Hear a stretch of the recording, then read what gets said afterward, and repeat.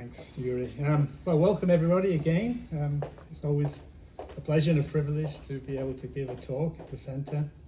In a way, it's a little selfish exercise because who gets the most benefit from making a talk is the actual presenter. And I tend to go very deep when I study something. And the idea of this talk today is actually it's twofold. One, when I started Spiritism about 14, 15 years ago now, the number of books in English regarding Spiritism were very limited. Only obviously the 5 books of the codification, and a few books from Leon Denis, and a few from Chico with Emmanuel and so forth. And that's enough, by the way. When you start Spiritism, there's a lot of material there. But what I like now is after 15 years, there are over 200 books now available in the Spiritist in English. And what I particularly like is the books that more relate to the time we're living in, not just the social times, but the technology and so forth. And I think that's where I like to delve in. And the topic for the book I'm choosing today is this book by, whoops, let's go the right way. I think I've lost my clicker. Maybe the battery's run out. It was working before. All right, I have to do the manual one. Still not advancing, I don't know why.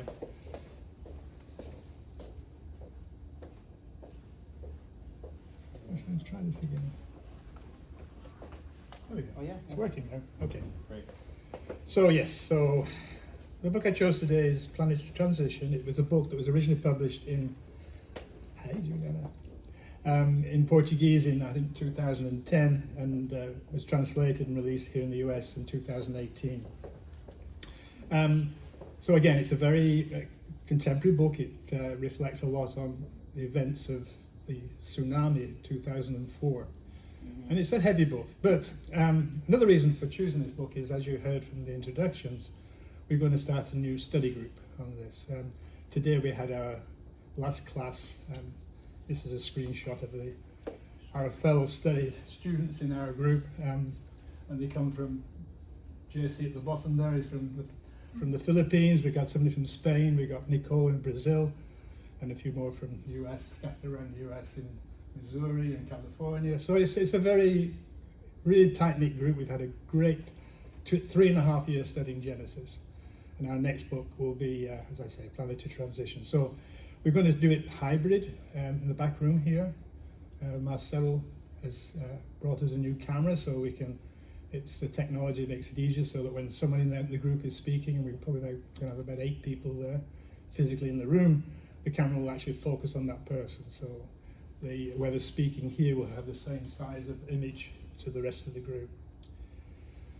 So with that said, let's talk a little bit more about the book itself. And it was psychographed by Divaldo Franco, who will be 98 in May, and he's getting better health. He had been suffering some severe back problems and also recently a cancer, I think, of the stomach. But he's actually issued a message last week, or the week before last, saying that his tumour has been decreased by 75%.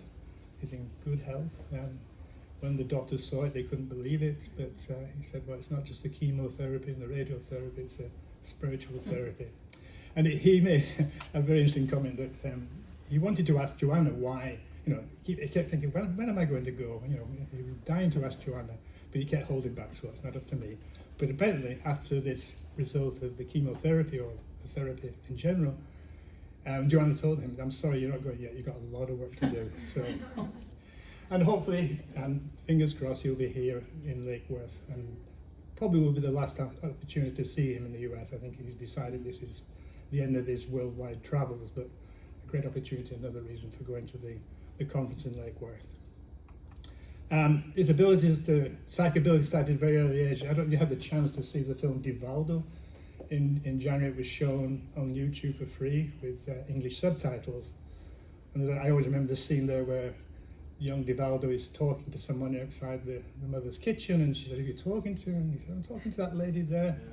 Yeah. And she could see the lady, and then he started to describe her. And of course, it was Divaldo's grandmother, and the poor mother was just so shocked. In fact, poor Divaldo suffered a lot in his early ages because he was abused and because of his abilities, and the church were involved, it's the devil and so forth. He suffered a lot. Oh, he's published over 250 books, and there's over 40 different spirits have channeled through him. His biggest legacy, I suppose, is the Mansón de Camino, which started off as a charity for abandoned children. It now serves over 6,000 people a day, children, young children, mothers, the school. It's a city there in Salvador. He's actually nominated for the Nobel Prize in 2017. He spoke at the United Nations 2 years ago, not at the General Assembly, but the big assembly on peace and what was it? I can't remember. Here it is. Generally on the message of peace in the world, and international speaker in many, many countries. Okay, so that was Divaldo who psychographed the book, and it was from this spirit, Manuel Filomeno de Miranda, discarnated in the mid-last century. But actually, although he was a Catholic, he didn't discover Spiritism until he was almost 40, and that was after he had some mental disorders and eventually was cured by a medium, and that's really got him on the road to studying Spiritism, eventually setting up his centre of his own, becoming on the board of directors, eventually the president before he discarnated. He published just 3 books, and they weren't psychograph books, these were just books on Spiritism. One was more of a pamphlet to a priest saying why he believed in Spiritism.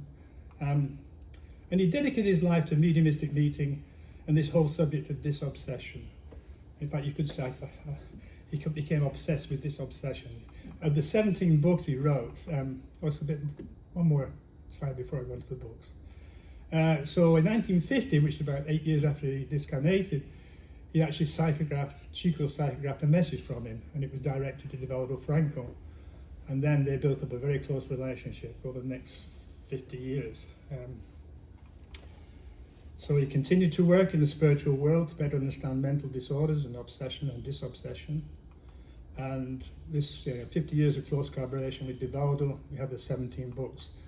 These are the books, and you can see just by the titles here, again, this obsession with obsession, this, borders of madness, madness and obsession, sex and obsession. So he really became an expert in the spirit world, and has brought us the benefit of his learnings through these books. But today I'm going to talk about this book, Planetary Transition. It's the first of 3 books of a trilogy, Dawn of a New Era and Towards a World of Regeneration, which was only published the last one was only published 4 or 5 years ago. And it's a fascinating book, it really is. It was difficult for me when I started doing this, then how can I talk about a book in 40 minutes? It's quite a challenge, but again, the real reason behind my talk today is to get everyone to come to our study group and to really delve into it and benefit from the learnings. So if we delve into the book, there starts off with a preface from chapter of Genesis, the last chapter, and from items 27 and 28. In fact, when we studied this, 3 weeks ago, we spent 2 weeks, two whole classes of an hour, just discussing item 27. It was a lot of good discussion. And it goes like this. In order for people to be happy on the earth, it must be populated only by good incarnate and discarnate spirits, who desire nothing but the good. Once such a time has come, there will be a great emigration from among those who inhabit the earth. Those who practice evil for evil's sake are untouched by the sentiment of the good and will no longer be worthy of the transformed planet. They will banish from it, because their stay would once more cause trouble and confusion and would be an obstacle to progress. And later on he says, again, this is Kardec speaking, they will be replaced by more advanced spirits who will see to it that justice, peace and fraternity reign. And then finally, the end of item 28, the present age is one of transition. The members of both generations are mixed together. Standing at the midpoint, we are watching the departure of one and the arrival of the other. Each is already distinguishable by the characteristics that are proper to it. And just to highlight, this is this great emigration. And so we're going to have an emigration and an immigration. And this is not the first time it's happened in the spirit world. If you look at the book by Chico Xavier with the Spirit of Manuel, an amazing book on the way to the light, very complex book, but starts off with the genesis of the planet and then goes through all the different civilizations, the Egyptians, the Romans, the Greeks. And it's a whole analysis, as I say, right up until the present time of human existence on this planet. But I just want to bring your attention to one of the chapters which talks about an immigration of spirits from the planet Capella, which is in Auriga constellation. I want to bring them to a couple of chapters here. So many thousands of years ago, one of Capella's planets, which resembled Earth in many ways, reached the culmination of one of its extraordinary evolutionary cycles. The final struggle of a long perfecting process were being finalized, just as is now happening with you regarding the anticipated transitions of the 20th century at this twilight of civilization. And just one more paragraph here. Several million rebellious spirits were living there in the pathway of general evolution, making it difficult to consolidate hard-earned gains of those people full of compassion and virtue. However, an act of widespread cleansing would banish those rebellious spirits from that humanity that had aligned itself with perpetual harmony for the construction of lofty endeavours. So in other words, these spirits came, again, a few thousand years ago, we don't know exactly when, and were banished to the earth. But even though they were very inferior in terms of evolution from the planet they came from, they were still very much more technologically, intelligently advanced than people on Earth. And they made a big impact, okay? And in fact, I study a lot archaeology, thank you, sir. And when you see the civilizations that suddenly came out of nowhere, the architectural achievements in terms of buildings and monoliths, it's amazing. I mean, one can only come to the conclusion without direct evidence that, yes, was this the visitors from Capella that gave us this tremendous leap in advance, not just in the architecture, but the social structures, the cities and the civilizations that were built. So again, this immigration of spirits has happened before, and it's happening now. Except now, of course, the spirits we're bringing in are morally advanced, and also at the same time we're emigrating spirits who are lowly advanced. So back to the book, and into the introduction. We are living on Earth at the time of great transition from a world of trials and expiations to a world of regeneration. The changes being observed are of a moral nature, inviting human beings to change their behavior for the better, dropping their bad habits so that the paradigms of justice, duty, love, and order may take root. This transformation, inherent in the process of evolution, has been foretold ever since the prophetic sermon recorded in the 13th chapter of the Gospel of Mark, when the Divine Master described the signs of the future times after the painful events that would indicate the different periods of evolution. So just highlighting, again, the worlds of trials of expiation, which we're living in now, and we're transitioning to a world of regeneration, and it's going to be achieved through the moral influx. And again, we've got this imbalance between our technical and technology and our intellectual, but our moral side is sadly lacking.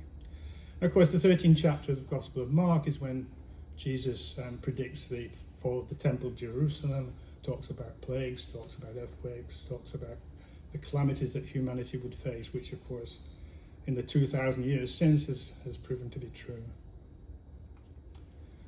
So continuing, in the book he talks how this process of instinct to intelligence to consciousness and eventually to intuition, that's overcoming the primeval animal instincts. And that's all done through what? The process of reincarnation. Reincarnation is a tool by which we learn from our mistakes and we come back and put them right and advance.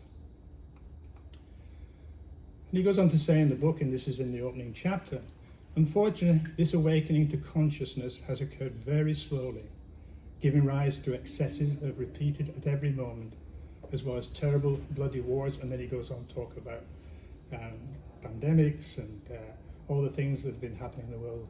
When we look at the world today, I think we can all see that this is getting to be a time of crisis. I don't want to be pessimistic. I'm always a person that looks optimistically. When you look back in history and compare civilization today to the Middle Ages and so forth, yeah, we made great strides. But there are a lot of signs out there that we are really in this period of transition at the moment. Thus, arbitrary and perverse behaviours predominate in today's society. Very true. In stark contrast to the technological and scientific acquisitions realised over time.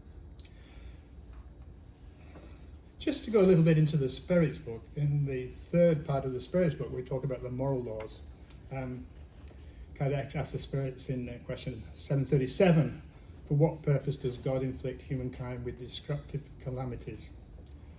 To impel them to progress more quickly, haven't we stated that destruction is necessary for the moral regeneration of spirits who accomplish a new degree of perfecting during each new existence?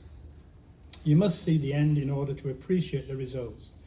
You only judge such things from your own personal point of view and regard such afflictions as calamities because of the injury they cause you. However, these hardships are often necessary in order to make things arrive at a better order more quickly and to accomplish in a few years what otherwise would require many centuries. So again, some of these calamities, although we look at it from just the viewpoint of one life, we've got to look at the immortality of the soul. And they're necessary, and it's certainly true when you see some of the major conflicts like the Second World War, how much Japan was rebuilt, how society did improve, how the United Nations came into being, and so forth. So sometimes these calamities are for a wider purpose, and we can't just look at it from our own viewpoint. But going back to Planetary Transition, he talks about there's three different sections to this book. There's three distinct but interpenetrating phases concerning the work to which we've been called, and these are the spirits who are coming to help the incarnates on the earth. So the first part of the book, it's half the book itself actually, to discarnates victimized by the devastating tsunami in 2004. And then the second part is the task involving reincarnations of new workers, and we'll hear a bit more about that later, from the earth, or volunteers from other cosmic dimensions. And finally, we analyse the torments that are invading the earth. And those are the last three chapters. But I'm going to focus more on the first two parts, the two sections here. And these are the chapters that relate to this tsunami. The introduction, I've talked, some of the messages I've just delivered to you are from the first 4 chapters. 5 through 12 is really the experiences of these spirits that are helping in the aftermath of the tsunami. And just to reflect, this is the tsunami occurred in actually Christmas Day here in the US in 2004, and it was the most biggest earthquake ever recorded in Asia. Deaths total over 230,000, and most of those were within 24 hours. So you can imagine the chaos. There was such a release of energy, it was equivalent to about 250,000 Hiroshima bombs, and created waves 30 meters high. And these are perhaps a bit of graphic pictures, but this shows some of the after effects and the damage and the suffering. So, one thing the book brings us is that the tsunami was anticipated by the high order spirits, and teams of spirits were in the region prior to the event. They knew that the earth in the tectonic plates was building up and would eventually rupture. And then Manuel talks about a caravan. These are the spirits that come from Oscar, and himself came from Brazil, but others came from other regions of the world. And these work together as a team and go down to the earth and work with discarnate and suffering spirits. What is interesting also is they're all different denominations. Okay, we have a Jewish Holocaust survivor, Anglican missionary, Catholic priest, even a Muslim. And you tend to think of spiritism in the books. It's all about spiritism, but no, this was very much an interfaith, and that theme that actually goes through the book. So again, these are the chapters that refer to the activities. I did think about bringing one of those to you, but again, in time constraints, I thought it better just to give you the flavour of what's happening. The other thing that let's go on to the second part of the book. And this is where he talks about facilitating the reincarnation of the spirits from other orbs, as he calls it. So they go back to Brazil, and I just wanted to bring you some snippets of the text, which, you know, is very strange. I mean, we boarded the vehicle that would take us home. I don't think it was a Boeing 777. I don't know what it was, but it makes one wonder, you know, what life is really like in the spirit world. And he does try and convey that. The same as André Louise in his books, of the 13 books of life in the spirit world. And there's this paragraph here again. When we reached our community, we were greeted warmly by our old friends, accompanying us to our homes. I don't know how the homes are in the spiritual world, but they have homes. They asked us about our charitable endeavour among the unfortunate brothers and sisters in Indonesia. As far as possible, we described the uplifting experiences and the lessons we had absorbed, especially the fellowship among the spirits, acclimated to different faiths, but united by the same sentiment of love, compassion, and charity. Indeed, we discovered the solidarity that should exist between Muslims and Jews, Catholics and Protestants, Spiritists and other believers, or even non-believers. Again, a message that is very evident right throughout the book. And just again, a flavour of what it's like in the spirit world. He talks about rest, and rest entails the renewal of energies for spiritually uplifting endeavours, revitalising and helping us better understand the lessons of life, expanding our horizons of service to others, which ultimately result in service to ourselves. This is a bit different from the kind of rest needed by incarnates, whose strength and balance are renewed according to their individual organic parameters for the commitments of evolution. So again, the spirits rest, but very briefly, and only just so. The spirits are, you know, we tend to think, oh, you discarnate, you know, riding on a cloud, it's nice and easy, but no, the work of the spirit, discarnate spirit, is even more intense and more there's more obligations, again, for service. Just summarising, obviously I had that Dr. White in Indonesia, and then he was introduced to his new mentor, and this was Artemio Guimarães. I tried to find more information. This is from the book.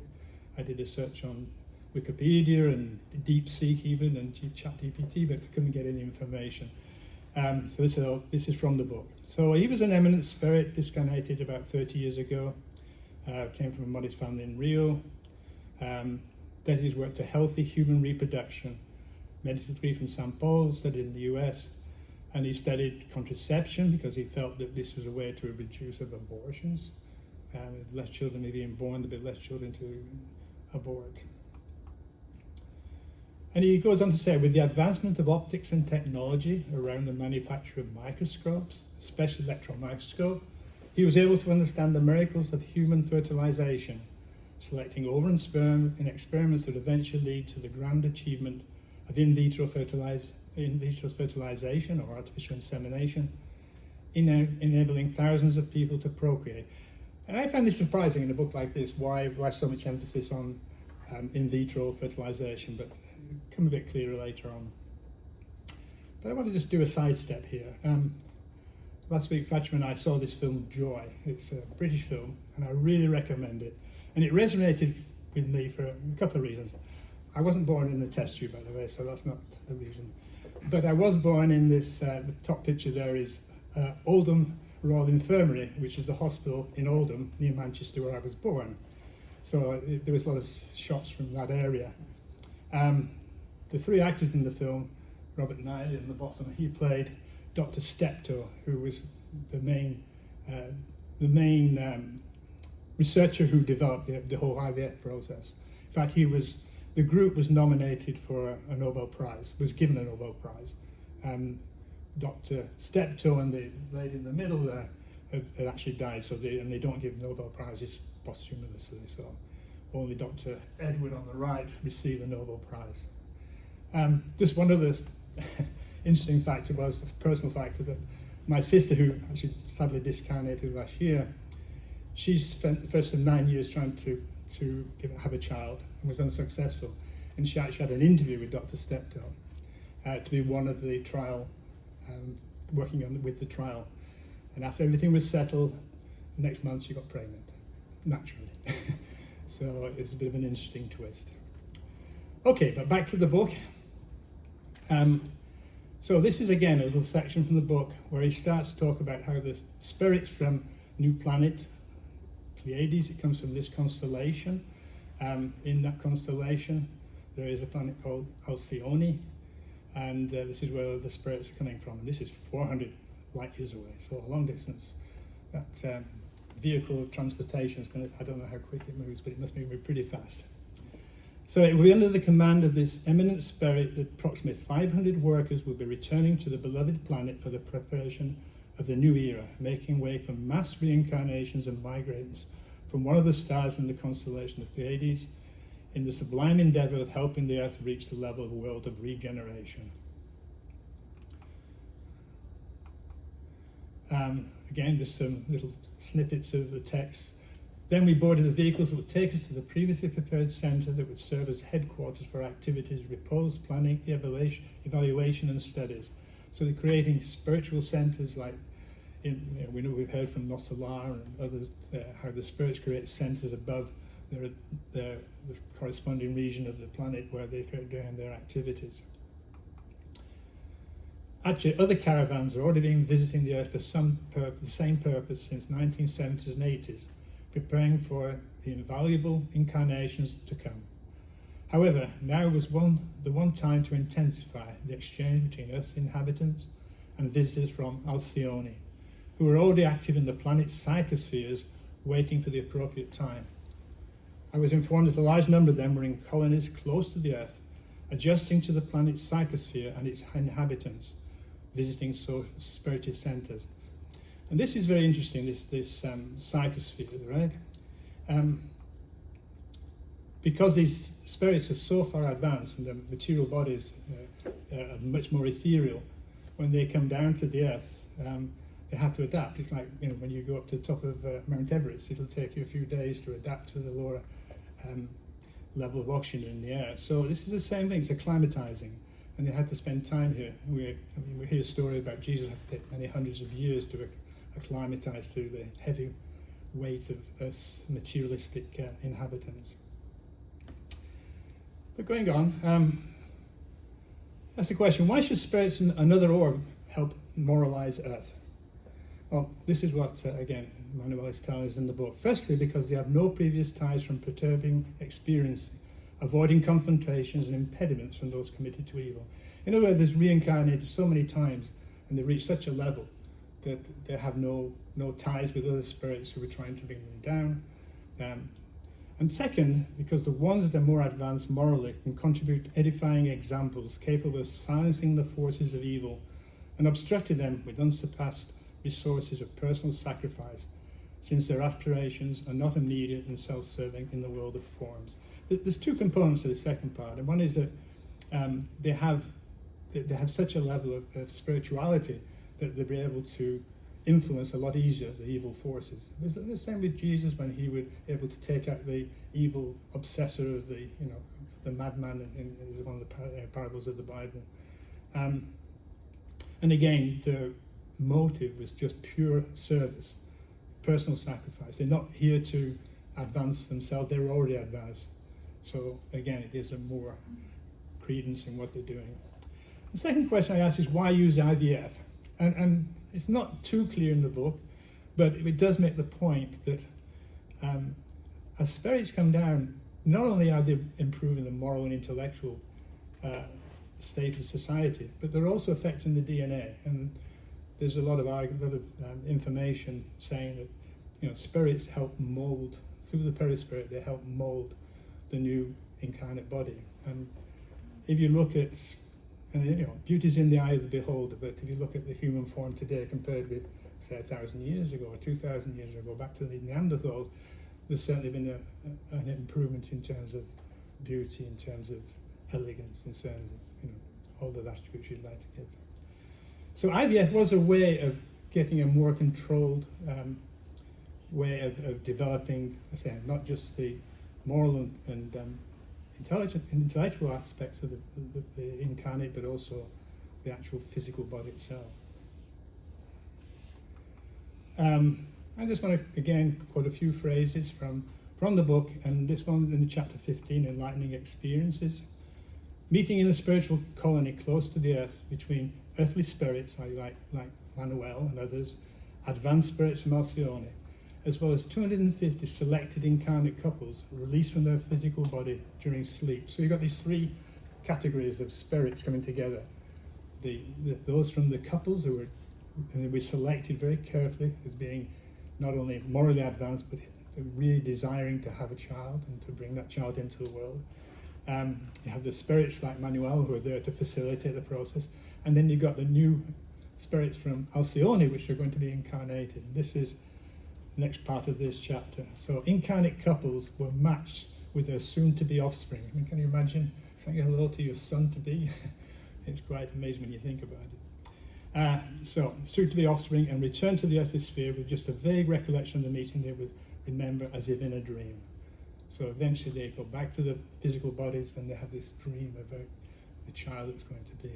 So it starts to create that bond between the parents and the child. So I've come to the end. Just to finalize, workings and influence of the spiritual world to incarnate lives. So this again, the workings and influence of the spiritual world in incarnate lives, particularly in times of crisis, mitigating the suffering and facilitating the spiritual transition, which is what happened after the tsunami. The work of spirits in facilitating the emigration of low evolved spirits and the immigration of higher evolved spirits to accelerate the regeneration of planet Earth. So I finished a little earlier than I thought. If anybody has any questions or comments, we can throw it open for 5 minutes if you like. If not, we'll carry on with the second part of our... When the study is going to start? Starting 2 weeks today, 9:30.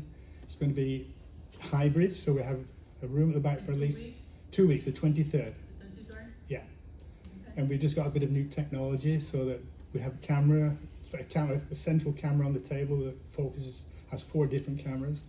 So if you go back to that first slide where I showed a screenshot of the people, even the people here when they're speaking, their image will be the same size as everybody else. So we had a few problems with the sound, but we worked that out.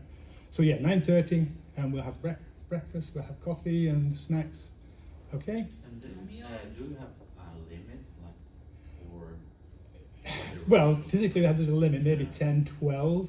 I don't think we'll surpass that, but we had 6 of us this morning. It was comfortable, there's plenty of space. And if necessary, we can move to a bigger area. You can move here too. Yeah, we could do it here. Question. Yeah. So we have a screen there, so when I share the text, everybody can see on the screen. When somebody speaks, the camera automatically picks up the voice and focuses on that person. So it's going to be fun. It's going to be real interesting. So I know Raquel, and I know you saying you join us. I think Araceli is also. I will be here. That it looks very interesting book. It is. Yeah, it is. Yeah. And I hear a lot about reincarnation, the new era, Right. reincarnation. Right. I haven't read that book though. Yeah. But what you show already in there Yeah. sound familiar with what I heard and read another kind of book. Right. So Right. it's going to be very interesting. And it's, I say, it is a little heavy. Some of the chapters are quite disturbing, but this is the reality of the world we're living in. David, Yes. could you explain the relation between when the Capella spirits came to help evolve Earth back, thousands of years ago, and how this planetary transition is happening, and we are receiving spirits from Alcyone and Yeah, I think, well, the immigration of spirits from Capella and the immigration of spirits from Alcyone is the same mechanism, but the ones we're receiving from Alcyone are much more morally advanced. The ones that came from Capella were more technologically advanced, maybe society and structure of society. But again, the second difference is that this transition is with also the emigration, right? We're actually banishing out spirits that are holding back the development and evolution of society. And they will go to planets where they're superior, and they'll have the chance to help others, and they will eventually learn and hopefully come back again. Okay. Yeah, I heard from Capella, and I read about Mhm. Capella, I didn't finish it, but what I read about the Capella planet was that they were not advanced in morally. Morally, correct. Yeah, they were not following the rules and regulations. Right. At that moment from Yeah, the they were planet. banished from that planet, but Yes, they were again so they superior sent in it back to Earth exactly. to help Yeah. us to advance Yep. technology and all that stuff. Yeah. So the one that they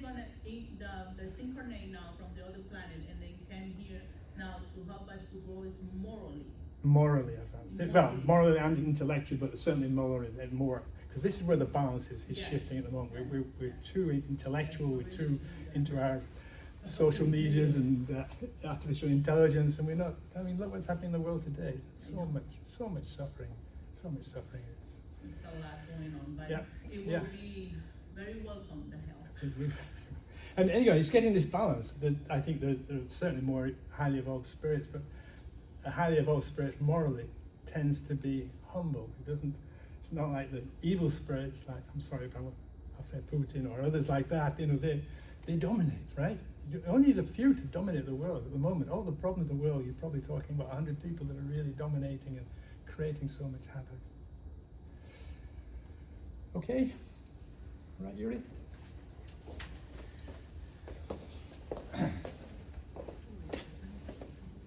Thank you, David. Thank you so much for the talk. Thank you guys for the questions as well. I think the matter of how many people we can accommodate, I think we have 50 people who find a way. Yeah. It's like More don't than that. ever That's a worry good about, problem to right? have. Huh? It's a good problem. We have 100 people, we're gonna turn this into a whole study room. The more people, the better. So like, thank you so much, David, and we're definitely looking forward to the new study group with planetary transition. Yeah, definitely a very much an important topic, and to understand what's going on and to understand our role in it as well. I think that's why we try to acquire knowledge, so we can get the knowledge and utilize that knowledge, so the knowledge is not dead. So thank you so much once again. Now we're going to move on to the second part of our day, which are the passes, the prayer and the passes. So I'm going to invite the pass givers to find their positions. You going to get Fatima? Okay.